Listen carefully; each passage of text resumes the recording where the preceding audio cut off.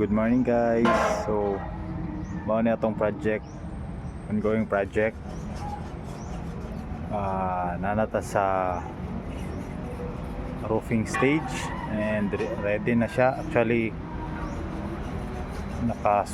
we have already start roofing as you can see. This is our gutter, the light port,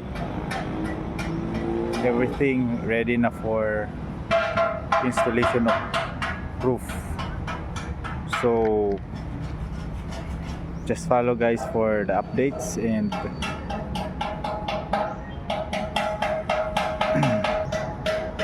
so this is ready for waterproofing guys, para walang leak at saka sigurado natin na secure yung trabaho natin.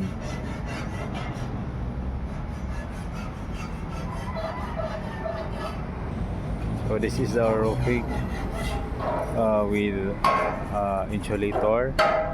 Equip na siya doon sa roofing natin. This is our light port. Pina-purpose na merong source yung light natin papasok sa building.